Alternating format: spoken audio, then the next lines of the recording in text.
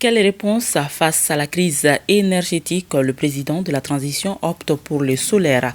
Il vient de lancer la construction de 3 centrales qui vont coûter plus de 200 milliards de francs CFA.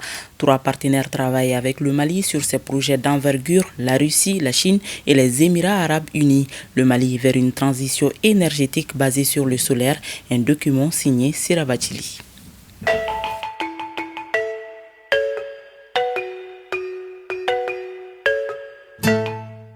L'amorce du développement du secteur énergétique au Mali, le président de la transition, colonel Assimi Goïta, lance les travaux de construction de 3 grandes centrales solaires à Sanankoroba, Safo et Tchakadougou-Dialakoro.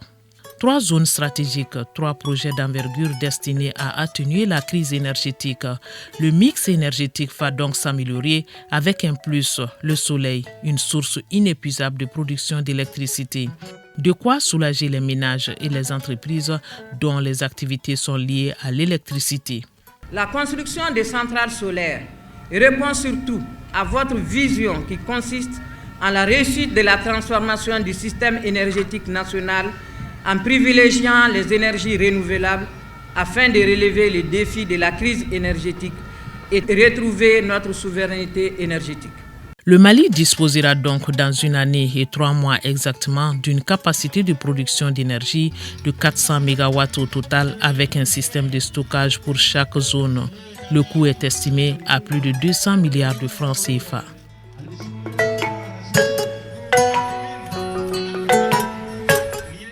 La première centrale solaire installée à Sanankoroba est de 200 MW pour un financement de 120 milliards de francs CFA. Elle sera bâtie sur une superficie de 314 hectares. La deuxième, qui a ses quartiers à Safo, à une quinzaine de kilomètres de Bamako, est de 100 MW étalée sur 228 hectares. Elle sera réalisée en 2 phases avec la bagatelle de 100 milliards de francs CFA sur financement du budget national à 50%. Tchakadougou-Dialakoro ferme la marche avec ses 100 MW et une première production de 50 MW, le tout sur 120 hectares. Dans sa politique de diversification du partenariat avec des résultats concrets, le Mali a donc conclu des contrats avec 3 partenaires pour la réalisation de ces centrales solaires, la Fédération de Russie, la Chine et les Émirats arabes unis. Pour ce projet, nous prévoyons d'utiliser les équipements russes. L'énergie solaire en Russie se développe activement et les équipements seront installés à la centrale solaire répondront aux normes mondiales de la performance et de la qualité. Le projet est conçu pour une exploitation stable pendant 20 ans. Par ailleurs, dans 10 ans, le projet serait transmis sous le contrôle total du ministère de l'Énergie et de l'eau. Le Mali est très riche en ressources énergétiques solaires et la Chine dispose d'une technologie solaire avancée et d'une capacité de production de haute qualité. La coopération entre les 2 parties dans le domaine de l'énergie solaire créera un exemple de coopération gagnant-gagnant et ouvrira de larges perspectives. Votre engagement envers les énergies renouvelables et du développement durable est une source d'inspiration pour nous tous. Nous saurons, Excellence, Monsieur le Président, mériter de votre confiance en honorant tous nos termes d'engagement que nous prenons à ce jour. Solution au déficit de production énergétique, la maîtrise de la technique et de la technologie et le développement des compétences locales. C'est un tout en un pour le Mali. L'espoir renaît donc avec ces centrales pour non seulement sortir de l'obscurité, mais aussi et surtout la création d'emplois pour les jeunes de ces localités. Les populations des localités concernées s'en réjouissent. L'espoir est donc permis car nous ne sommes plus loin du bout du tunnel. Pour le moment, notre pays n'a pas de débouché à la mer, mais nous avons un grand débouché au soleil.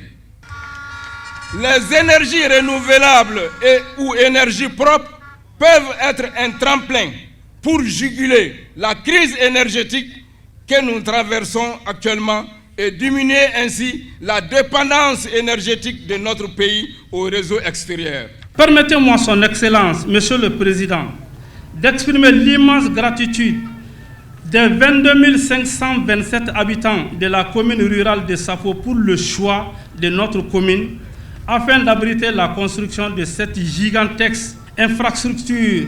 C'est le lieu de vous saluer pour votre détermination à relever le défi de la crise énergétique.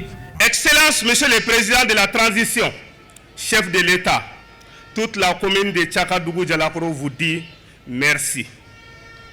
Merci d'avoir vite compris qu'une économie qui importe de l'énergie est fragilisée parce qu'elle est dépendante de l'extérieur. Propos soutenus par une très grande mobilisation qui laisse voir l'engouement des Maliens pour ces projets de centrales solaires.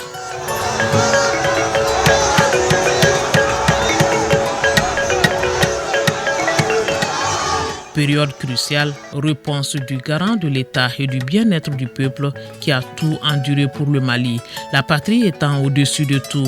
Et face à un peuple résilient, il faut être à hauteur de mission, une conviction du président de la transition. Tchakadougou marque la fin d'une première série de constructions de centrales solaires avec une puissance de 100 MW crête.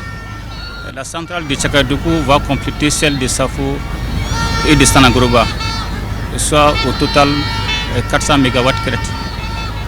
Ces capacités de 400 MW crête vont nous permettre de sortir progressivement de cette crise énergétique que connaît notre pays, aussi d'amorcer notre transition énergétique vers les énergies renouvelables, aussi promouvoir le développement socio-économique de notre pays.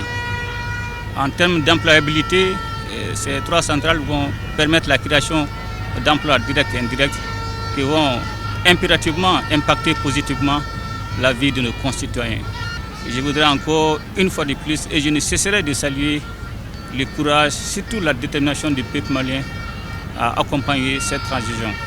Et notre souci, c'est toujours d'améliorer le bien-être de nos populations.